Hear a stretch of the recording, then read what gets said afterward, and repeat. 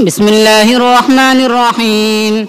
الحمد لله رب العالمين، والصلاة والسلام على رسوله محمد وعلى آله وأصحابه أجمعين. أما بعد، فإن أصدق الحديث كتاب الله، وأحسن الهدي هدي سيدنا ومولانا محمد صلى الله عليه وسلم، وخير الأمور عوازمها، وشر الأمور محدثاتها، وكل محدثة بدعة، وكل بدعة ضلالة، وكل ضلالة في النار.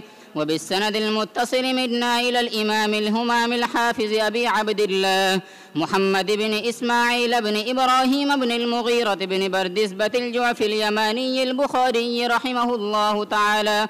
اللهم انفعنا ورفعنا بعلومه وعلومهم أجمعين، آمين يا رب العالمين. أنه قال: باب الوضوء من التور.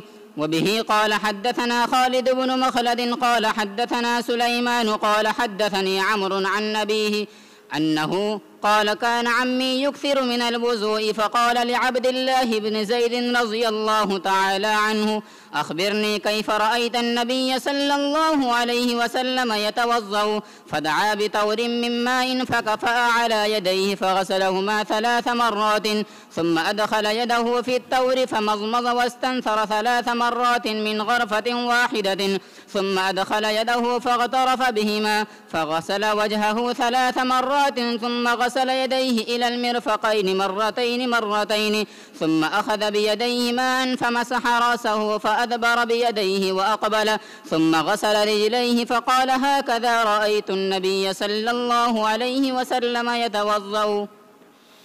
بسم اللہ الرحمن الرحیم. باب الوضوء من الطور. پیچھے باب آ چکا ہے جس میں باب الغسل والوضوء فی المخضب والقدح والخشب والحجارت، ہر نوع کے برتن سے وضو کرنا جائز ہے اور ہر مادے سے بنے ہوئے برتن سے. سونے چاندی کے بارے میں جو قید ہے وہ اپنی جگہ پر ہے. مرد کے لیے سونے کے برتن کا استعمال جائز نہیں ہے، چاندی کے برتن کا استعمال جائز نہیں ہے. صرف انگوٹھی کا استعمال درست ہے، وہ بھی 4 ماشے کے بمقدار 1 درم. لیکن عام طور سے برتن جن چیزوں کے ہوتے ہیں، لکڑی ہے، پتھر ہے، تانبا ہے، پیتل ہے، ان سب کے قسم کے چیزوں سے بنے ہوئے برتن سے وضو و غسل جائز ہے.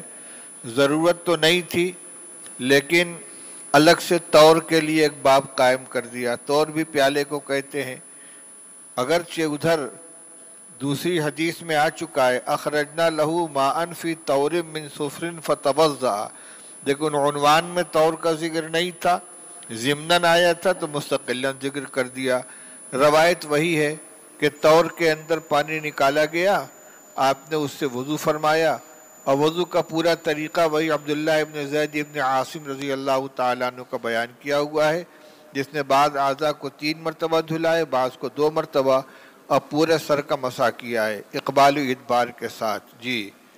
وبه قال حدثنا مسدد قال حدثنا حماد عن ثابت عن أنس رضي الله تعالى عنه وعنهم أن النبي صلى الله عليه وسلم دعا بإناء من ماء فأتي بقدح رحراح فيه شيء من کشادہ ماء پیالہ اور طور ایک ہی چیز ہے. فوضع أصابعه فيه. قال أنس رضي الله تعالى عنه: فجعلت أنظر إلى الماء ينبع من بين أصابعه. قال أنس رضي الله تعالى عنه: فحززت من توضأ ما بين 70 إلى 80. مختلف واقعات ہیں، کہیں 70-80 کا تذکرہ ہے، کہیں 300 تک کا تذکرہ ہے. تو معلوم ہوتا ہے کہ اس طرح برتن میں ہاتھ ڈال کر اور انگلیوں کے درمیان سے پانی ابلنے کا واقعہ متعدد مرتبہ پیش آیا ہے. اس لیے راویوں کی روایت میں اختلاف ہو رہا ہے، کوئی کسی واقعے کو ذکر کر رہا ہے، کوئی کسی واقعے کو ذکر کر رہا ہے. یہ تضاد نہیں بلکہ تعدد واقعات پر محمول ہے. جی. باب الوضوء بالمد. وبه قال حدثنا أبو نعيم قال حدثنا مسعر قال حدثني ابن جبر رحمهم الله تعالى أنه قال سمعت أنسا رضي الله تعالى عنه أنه يقول كان النبي صلى الله عليه وسلم يغسل أو كان يغتسل بالصاع إلى 5 أمداد ويتوضأ بالمد. حدیث یہ ہے کہ رسول اللہ صلی اللہ علیہ وسلم 1 صاع سے لے کر 5 مد تک پانی سے غسل فرماتے تھے اور 1 مد سے وضو فرماتے تھے. اس پر اتفاق ہے کہ وضو اور غسل کے لیے پانی کی کوئی ایسی مقدار متعین نہیں ہے کہ جس سے کم یا زیادہ جائز نہ ہو، بلکہ قدر کفایت کی گنجائش ہے. عام طور سے رسول اللہ صلی اللہ علیہ وسلم غسل فرماتے تھے 1 صاع یا سوا صاع سے. صاع 4 مد کا ہوتا ہے، اس پر اتفاق ہے. البتہ مد کی مقدار میں اختلاف ہے. ہمارے یہاں جو صاع عراقی ہے، امام ابو حنیفہ رحمۃ اللہ علیہ جس کے قائل ہیں، اس میں 1 مد 2 رطل کا مانا گیا ہے. 1 مد 2 رطل کا اور 4 مد کا 1 صاع، تو 8 رطل کا 1 صاع ہو گیا. اور حضرات شوافی کے نزدیک 1 مد ہوتا ہے 1/3 رطل کا. 1 مد 1/3 مد رطل کا، یعنی 5/1/3 رطل کا 1 مد، اور ہمارے یہاں 8 رطل کا 1 مد. آسانی سے سمجھنے کے لیے یوں سمجھ لیجئے کہ 16 رطل میں ہمارے یہاں 2 صاع بنے گا اور شوافی کے یہاں 3 صاع بنے گا. 5/1/3 کو 3 سے ضرب دو تو 16 ہو جاتا ہے. تو 16 رطل میں ہمارا 2 صاع اور شوافی کا 3 صاع. لیکن ہمارے حضرت مولانا فخر الدین صاحب رحمۃ اللہ علیہ فرماتے تھے کہ یہ اختلاف محض حسابی ہے، کیونکہ ہمارا رطل چھوٹا ہے، ان کا رطل بڑا ہے. تو جو جب ناپا جائے گا تو ان کے رطل کے حساب سے 5/1/3 رطل میں جتنا پانی آئے گا، ہمارے رطل کے حساب سے 8 رطل میں اتنا ہی ہوگا. لیکن یہ مقدار جو ہے یہ کوئی متعین نہیں ہے. عادتاً رسول اللہ صلی اللہ علیہ وسلم اتنا پانی استعمال فرمایا کرتے تھے. یہ تو غسل کا معاملہ ہوا. بالصاع الی 5 امداد کا مطلب 1 صاع سے لے کر سوا صاع تک پانی استعمال فرماتے تھے غسل میں. اور وضو میں 1 مد یعنی 1 صاع کا 1/4 حصہ، تو 1 صاع کا 1/4 حصہ 1 مد ہوا. یہ مقدار وضو کے لیے کافی ہو سکتی ہے. عام طور سے ہم لوگ جتنا پانی استعمال کرتے غسل یا وضو میں، عربوں کے یہاں جہاں پانی کی قلت تھی اس کا تصور بھی نہیں تھا کہ اتنا پانی وضو میں ضائع کیا جا سکتا ہے. لیکن جب پانی کی قلت ہوتی ہے تب قدر ہوتی ہے. ایک مرتبہ حج کے سفر میں مکہ سے مدینے جا رہے تھے ہم لوگ، اور رات کا سفر تھا. فجر کا وقت ہو گیا، صبح صادق ہو گئی، روشنی پھیلتی چلی جا رہی تھی. ڈرائیور کو ہم لوگ روک رہے ہیں کہ جلدی روکو، فجر کا وقت نکلا جا رہا ہے. کسی طرح رکنے کے لیے تیار نہیں، بھگائے جا رہا ہے. تو کچھ حجاج گئے، اس کی گردن پہ ہاتھ رکھا ہے جب دبانے کے لیے، تب اس نے گاڑی روکی. تو سورج نکلنے میں بمشکل 5 منٹ باقی تھا، اور جنگل کا علاقہ، نہ کہیں پانی نہ کچھ. تو اتنی بڑی جو چھوٹی بوتلی ہوتی ہے پانی پینے کی، آج کل عام طور سے بسلری کی چھوٹی بوتل، وہ بوتل لوگوں نے اپنے جیب میں رکھ رکھی تھی. اتنے پانی میں پورا وضو کیا ہے، اس نماز پڑھی ہے، اور الحمدللہ سنت کے مطابق 3 مرتبہ ہاتھ بھی دھلا، چہرہ بھی دھلا، پیر بھی دھلا. اب یہاں تصور کرے کہ اتنے پانی میں وضو کیسے ہوگا تو سمجھ میں نہیں آتا. وہ صرف چہرہ ہی دھلنے میں ختم ہو جائے گا. لیکن ضرورت پڑی تو کام چل گیا. تو یہ ہے کہ اور وضو میں غسل میں پانی کے اسراف سے منع کیا گیا ہے. یہاں تک کہ اگر کوئی نہر کے کنارے بیٹھا ہو، نہر جاری جس میں کا پانی پلٹ کے اسی میں جا رہا ہے، تب بھی پانی کے اسراف سے منع کیا گیا ہے. بہرحال الوضو بالمد کا مطلب یہی ہوا کہ اتنے پانی سے وضو کرنے کی رسول اللہ صلی اللہ علیہ وسلم کی عادت تھی. لیکن یہ ایسی تعین نہیں ہے کہ اس سے کم یا زیادہ کی گنجائش نہ ہو. جی. باب المسح علی الخفین. مسح علی الخفین یہ قرآن کے اوپر اضافہ ہے. قرآن پاک کے اندر پیروں کے دھلنے کا حکم ہے، اور رسول اللہ صلی اللہ علیہ وسلم کے عمل سے مسح علی الخفین ثابت ہے۔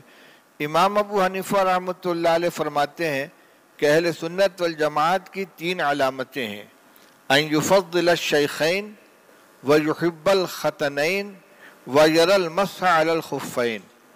حضرات شیخین حضرت ابوبکر و عمر رضی اللہ عنہما کو پوری امت میں سب سے افضل جانے، آپ صلی اللہ علیہ وسلم کے دونوں داماد حضرت عثمان اور حضرت علی رضی اللہ عنہما سے محبت رکھے، اور مسح علی الخفین کے جواز کا قائل ہو۔ یہ 3 علامتیں اس لیے ہیں کہ شیعہ جو ہیں یہ حضرات شیخین کی افضلیت کے قائل نہیں ہیں، حضرت علی کو سب سے افضل مانتے ہیں، ان سے الگ کرنے کے لیے تو یفضل الشیخین ہے، اور خوارج حضرت عثمان اور حضرت علی رضی اللہ عنہما کے خلاف ہیں، ان سے الگ کرنے کے لیے یہ ضروری ہے کیا کہ یحب الختنین، آپ کے دونوں دامادوں سے محبت رکھے۔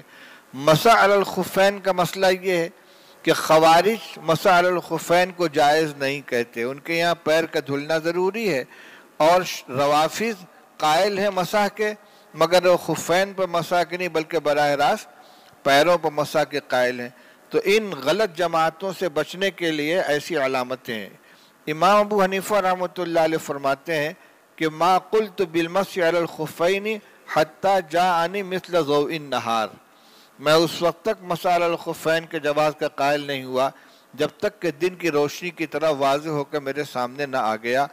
وجہ یہی ہے کہ یہ قرآن پاک کے اوپر زیادتی ہے، تو اتنا ہی جب قطعی ہو جائے گا جتنی قرآن پاک کی آیت ہے تبھی اس کو غسل قدمین کے قائم مقام قرار دیا جا سکتا ہے۔ جزیات اس کی الگ ہیں۔ عام طور سے جمہور کے نزدیک اگر سفر کی حالت ہے تو 3 دن 3 رات تک مسح کرنا جائز ہے، اور مقیم ہے تو 1 دن 1 رات مسح کرنا جائز ہے۔ کب سے؟ وضو کے بعد پہلی مرتبہ جب حدث پیش آیا وہاں سے مدت شمار کی جائے گی، کیونکہ اس وقت تک تو غسل موجود ہے۔ مسح کا کام جو شروع ہوا ہے، خفین جو مانع نفوذ حدث بنتے ہیں تو پہلا حدث پیش آنے کے بعد، اس وقت سے لے کر مسافر کے لیے 3 دن 3 رات اور مقیم کے لیے 1 دن 1 رات ہے۔ کئی روایتیں نقل کر رہے ہیں وہی اسی قوت ثابت کرنے کے لیے کہ رسول اللہ صلی اللہ علیہ وسلم نے مسح الخفین فرمایا ہے، لیکن عام طور سے آپ سے مسح حالت سفر ہی میں ثابت ہے، مگر جمہور جواز کے قائل ہیں حالت سفر میں بھی اور حالت حضر میں بھی۔ جی روایتیں دیکھیے۔ وبه قال حدثنا أسبغ بن الفرج عن ابن وهب قال حدثني عمرو قال حدثني أبو النضر عن نبي سلمة بن عبد الرحمن عن عبد الله بن عمر عن سعد بن وقاص رضي الله تعالى عنه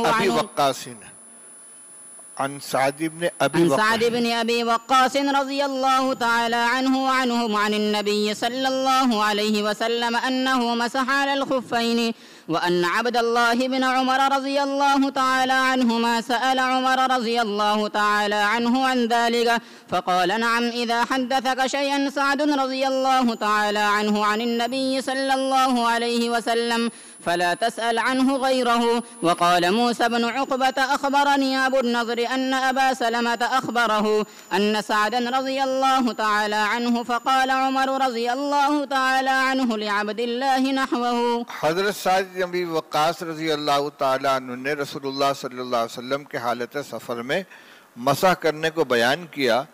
عبداللہ ابن عمر رضی اللہ تعالیٰ عنہ کو شاید علم نہیں تھا، انہوں نے اپنے والد حضرت عمر رضی اللہ عنہ سے پوچھا کہ سعد بن وقاص ایسا کہہ رہے ہیں، تو انہوں نے فرمایا کہ جب سعد کوئی بات کہیں تو پھر کسی سے کچھ پوچھنے کی ضرورت نہیں ہے، جو وہ کہیں اس کو تسلیم کر لو، وہ صحیح کہتے ہیں، گیا انہوں نے تصدیق کر دی۔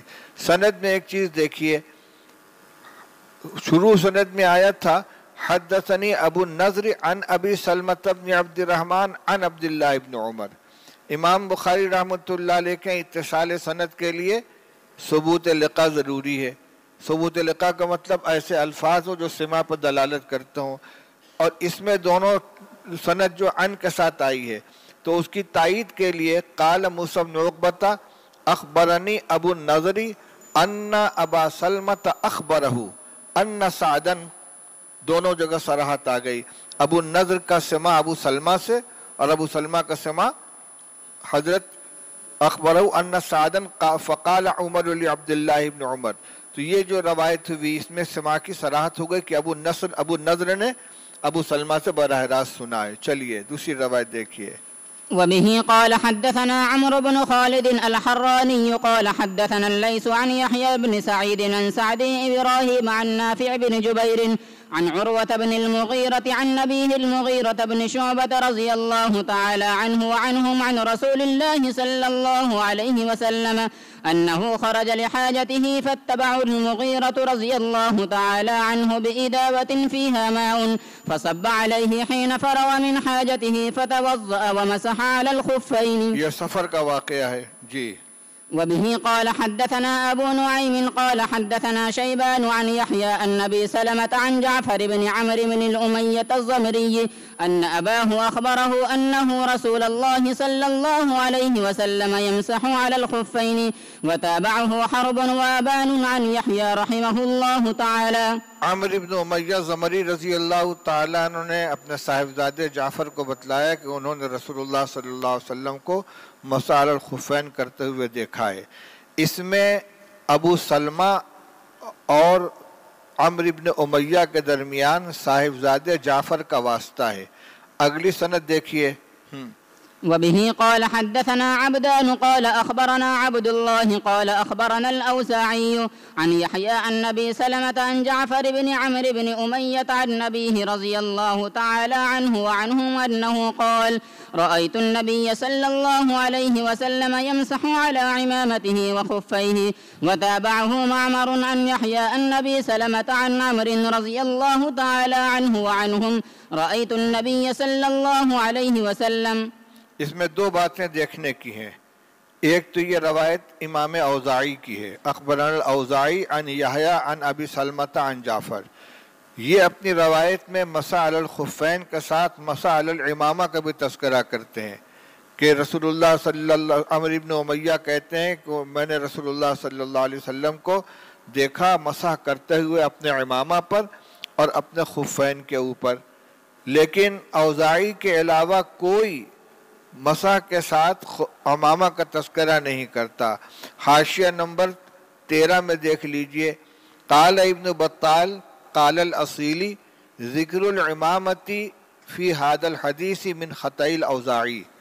یہ امام اوزاعی کی خطا ہے جو انہوں نے اس کے اندر ذکر کیا ہے، ورنہ کسی کے نزدیک بھی مسح علی الخفین کے ساتھ مسح علی العمامہ کی اجازت نہیں ہے، بلکہ سر کے اوپر مسح کرنا براہ راست ضروری ہے.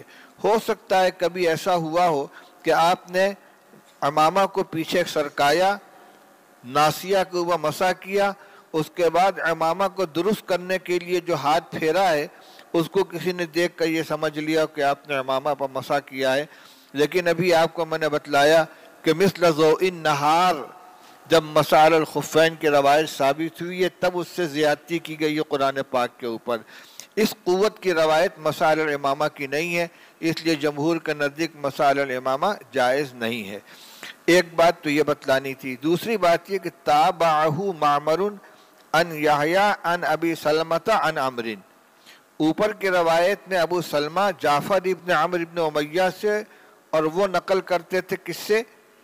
عمرو ابن امیہ ان سے زمری سے، اور اس میں ابو سلمہ براہ راست عمرو ابن امیہ سے نقل کر رہے ہیں. جعفر کا واسطہ اس میں نہیں آیا ہے. اور اس سند یہ روایت مصنف عبد الرزاق کے اندر آئی ہے، اس میں امامہ کا تذکرہ نہیں ہے.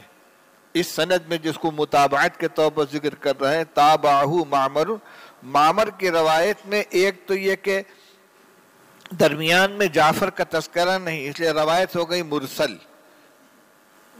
ابو سلمہ براہ راست عمرو بن امیہ سے نقل کر رہے ہیں، حالانکہ ابو سلمہ کی ملاقات عمرو بن امیہ سے نہیں ہے. جعفر کا واسطہ حذف کر دیا، روایت ہو گئی مرسل، لیکن اس کو متابعت کے طور پر پیش کرنے اس کی گنجائش ہے.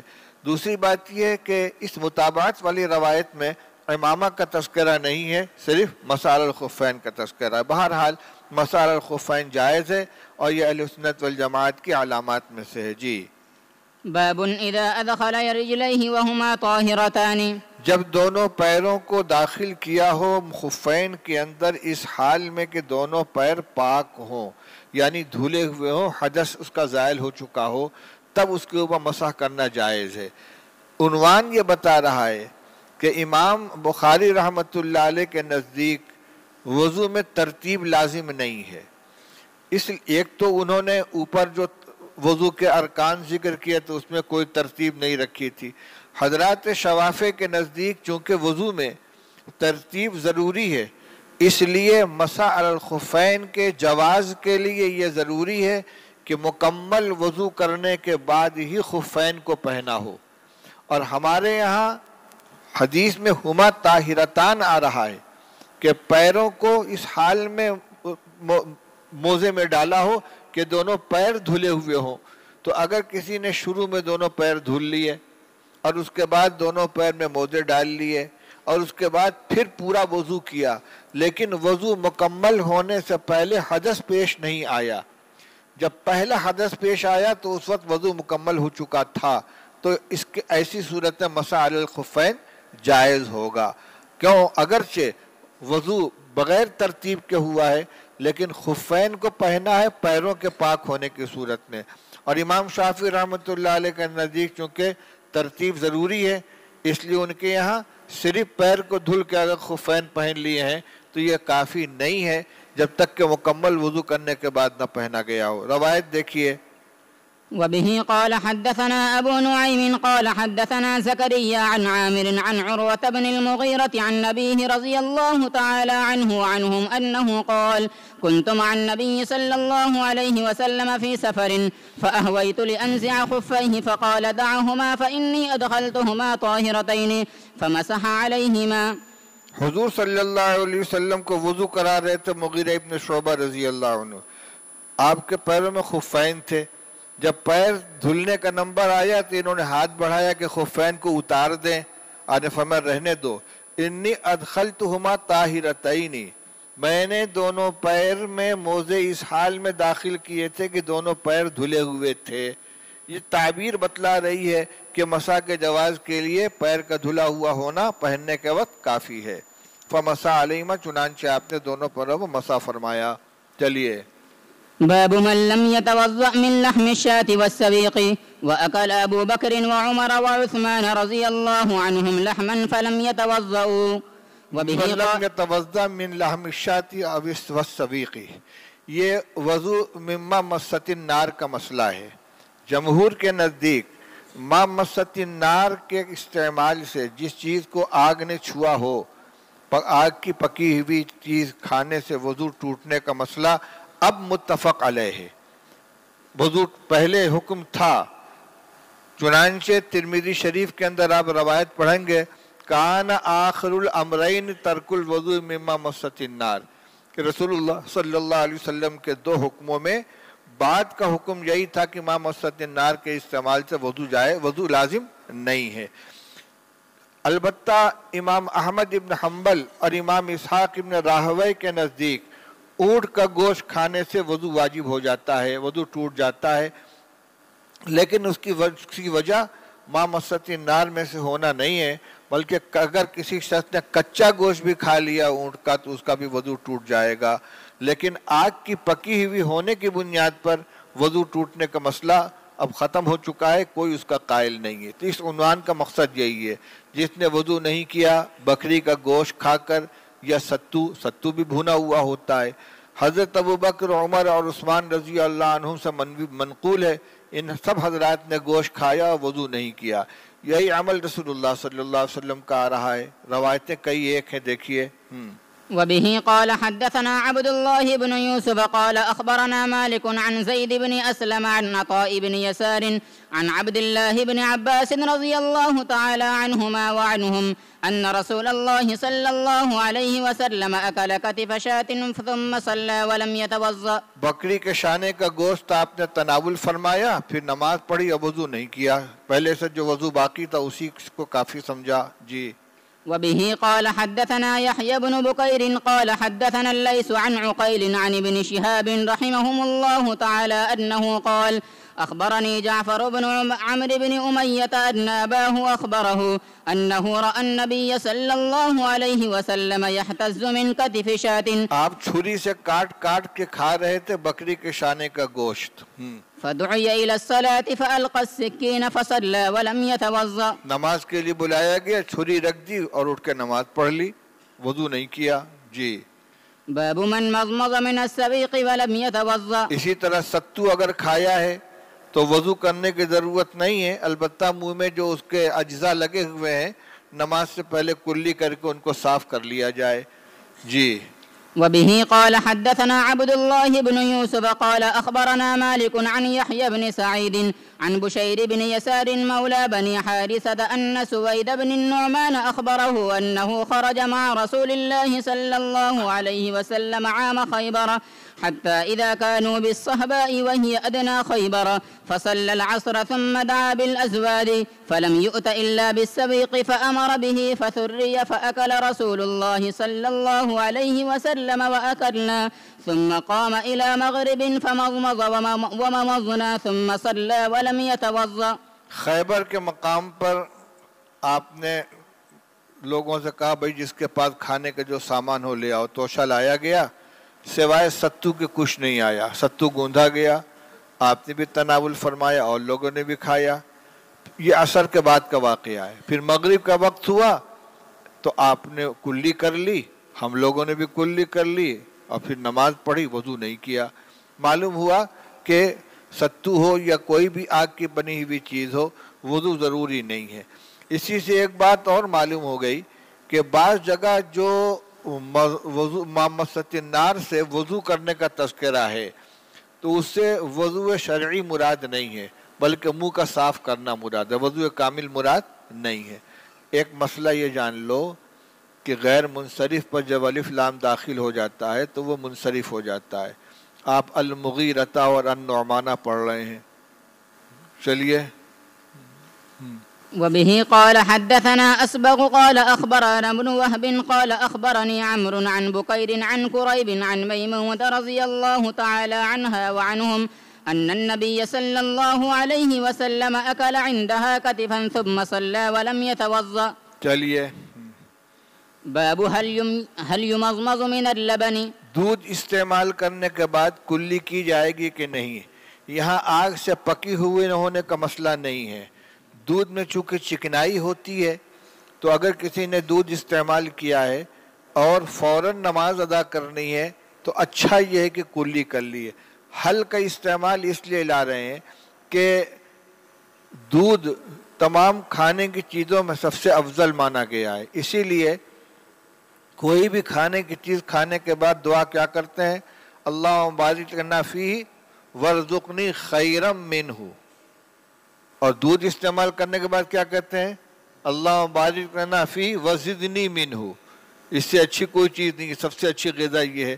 تو اتنی اچھی غذا کو زائل کیا جائے کہ نہ کیا جائے؟ تو فرماتے نہیں کلی کر لی جائے. کیوں کلی کر لی جائے؟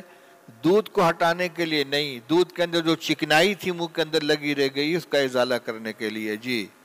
وبه قال حدثنا يحيى بن بكير وقتيبة رحمهم الله تعالى قال حدثنا الليث عن عقيل عن ابن شهاب عن عبيد الله بن عبد الله بن عتبة عن ابن عباس رضي الله تعالى عنهما وعنهم أن رسول الله صلى الله عليه وسلم شرب لمنا فمضمض وقال إن له دسما. تابعه يونس وصالح بن كيسان عن الزهري رحمه الله تعالى.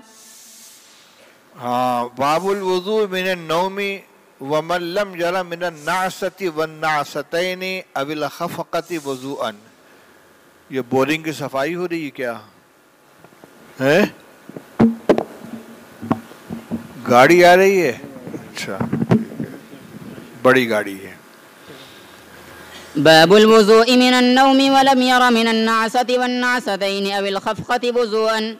وبه قال حدثنا عبد الله بن يوسف قال أخبرنا مالك عن هشام عن أبيه عن عائشة رضي الله تعالى عنها وعنهم أن رسول الله صلى الله عليه وسلم قال إذا نعس أحدكم وهو يصلي فليرقد حتى يذهب عنه النوم فإن أحدكم إذا صلى وهو ناعس لا يدري لعله يستغفر فيسب نفسه.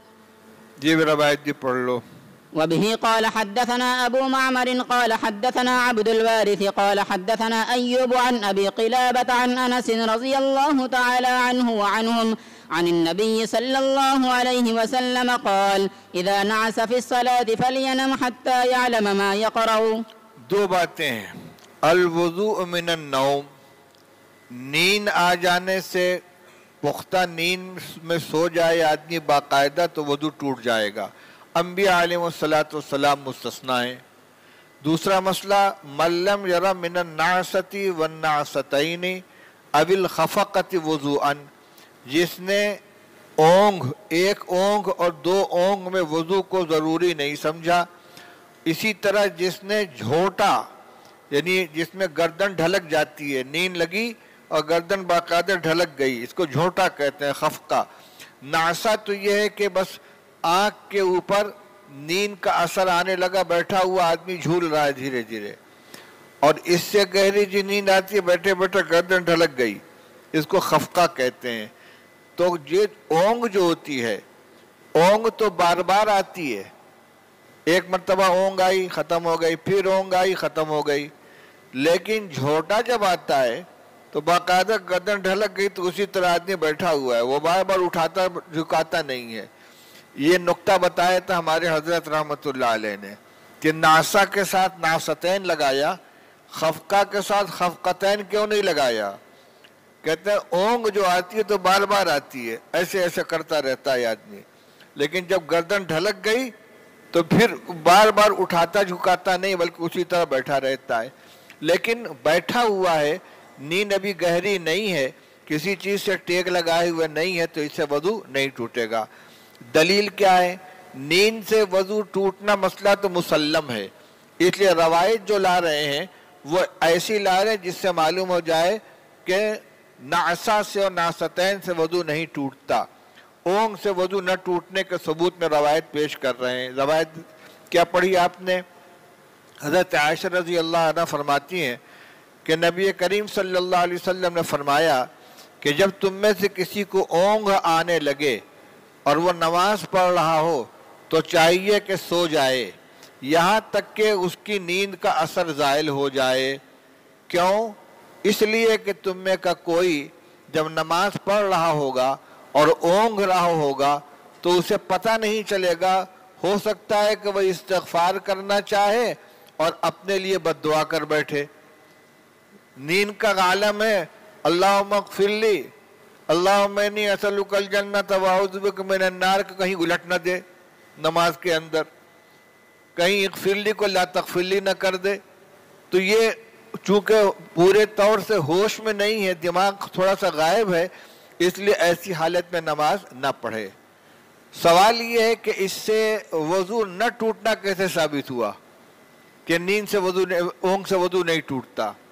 شاہ ولی اللہ رحمۃ اللہ علیہ فرماتے ہیں کہ اگر اونگ سے وضو ٹوٹ جاتا تو آپ فرماتے کہ جس کو اونگ آئے وہ سو جائے کیونکہ اس کا وضو ٹوٹ گیا. آپ یہ نہیں فرما رہے ہیں، آپ فرماتے ہیں سو جائے اس لیے کہ ہو سکتا ہے کہ وہ دعا کرنے کے بجائے بد دعا کر بیٹھے.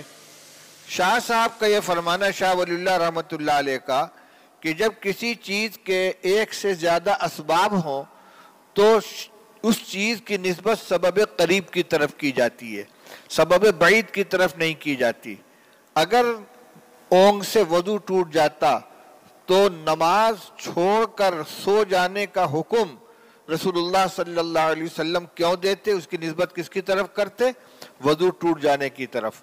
لیکن وضو ٹوٹنے کی وجہ نہیں آپ نے بیان نہیں فرمائی، بلکہ وجہ کیا بیان فرمائی کہ الفاظ کی زبان سے کیا نکل رہے ہیں اس کا پتہ نہیں چل رہا ہے. شیخ الہند رحمۃ اللہ علیہ نے اور بڑھیا بات بتائی. وہ یہ کہتے ہیں کہ رسول اللہ صلی اللہ علیہ وسلم نے فرمایا کہ جس کو اونگ آنے لگے تو اس کو چاہیے کہ سو جائے. تو سو جانے کا مطلب کہ اونگ آئی بس وہیں سو جائے گا؟ بھائی جتنی نماز باقی پوری کرے گا نا، رکوع کرے گا، سجدہ کرے گا، تحیات میں بیٹھے گا، دعا پڑھے گا، سلام کو پھیرے گا، جا کے سو جائے گا۔ جس وقت اونگ آئی اس کے بعد جتنی نماز باقی وہ نماز پوری کرے گا۔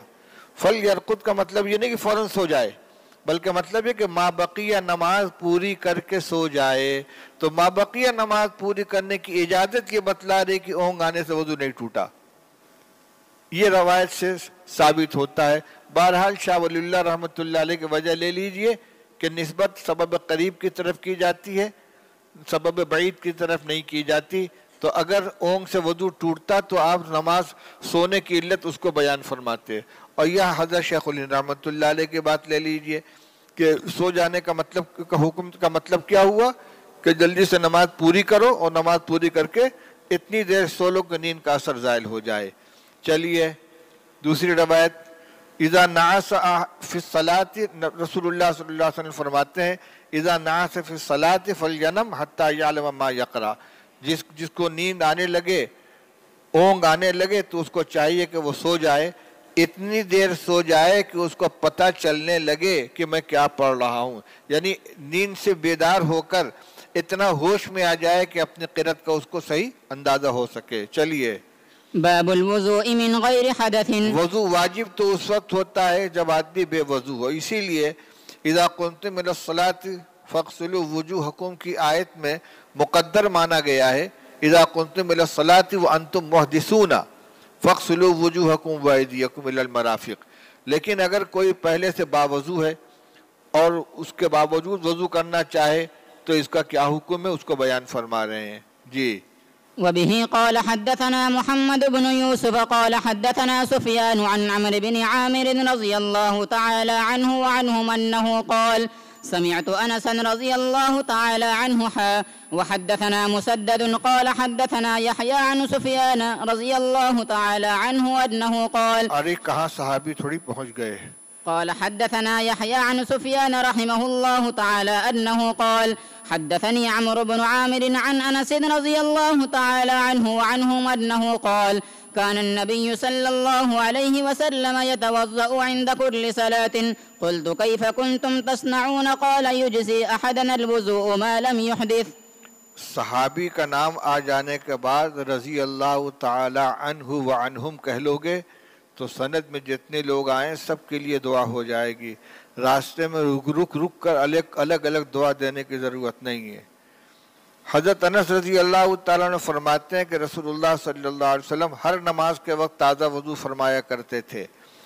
ان کے شاگرد جو ہیں عمرو بن عامر، وہ کہتے ہیں میں نے پوچھا کیف کنتم تصنعون، آپ لوگ کیا کرتے تھے؟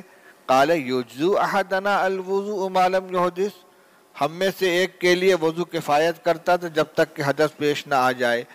یہ عادت رسول اللہ صلی اللہ علیہ وسلم کی اکثری ہے، ورنہ ابھی اوپر آپ دیکھ چکے ہیں غزوہ اس میں خیبر کے سفر کے اندر کہ عصر کی وضو سے آپ نے مغرب کی نماز ادا فرمائی ہے، عصر کے بعد ستو استعمال کیا ہے، اس کے بعد کلی کی ہے، نماز ادا فرما لی ہے۔ تو عصر کی نماز پڑھی تھی جس وضو سے، یہ صراحت ہے روایت کے اندر، اور پھر وضو نہیں کیا دوبارہ اور مغرب کی نماز ادا فرما لی۔ اس سے کیا معلوم ہوا؟ کبھی کبھار آپ ایک وضو سے دو نماز بھی ادا کر لیتے تھے، اور اس کی روایت بھی آگے لا رہے ہیں، پڑھیے۔ وبه قال حدثنا خالد بن مخلد قال حدثنا سليمان قال حدثني يحيى بن سعيد قال أخبرني بشير بن يسار قال أخبرني سويد بن النعمان قال خرجنا مع رسول الله صلى الله عليه وسلم عام خيبر حتى إذا كنا بالصهباء صلى لنا رسول الله صلى الله عليه وسلم العصر فلما صلى دعا بالأطعمة فلم يؤت إلا بالسبيق فأكلنا وشربنا ثم قام النبي صلى الله عليه وسلم إلى المغرب فمضمض ثم صلى لنا المغرب ولم يتوضأ۔ یہ روایت دوبارہ آ گئی، عصر کی نماز آپ نے ادا کی تھی، پھر ستو تناول فرمایا اور دوبارہ وضو کیے بغیر مغرب کی نماز ادا فرما لی۔ یہ دکھلانا بھی تھا کہ وہاں مسجد النار سے وضو نہیں ٹوٹتا، لیکن یہ بھی دکھلانا تھا کہ میرے لیے بھی ہر نماز کے لیے تازہ وضو کرنا ضروری نہیں ہے، افضل ہے۔ جی، یہ مسئلہ میں نے بتلا دیا تھا کہ اگر کسی نے وضو کیا ہے اور اس سے کوئی ایسا عمل کر لیا ہے کہ جس کے لیے وضو ضروری ہے، تب تو دوبارہ وضو کرنا افضل ہے، لیکن وضو کیا ہو اس وضو سے ابھی کوئی عمل نہیں کیا ہے تو پھر دوبارہ وضو کرنا افضل نہیں ہے، یہ پانی کا ضیاع ہے، کیونکہ پہلا وضو مکمل چونکہ تو محفوظ ہے اس کو استعمال نہیں کیا گیا ہے۔ جی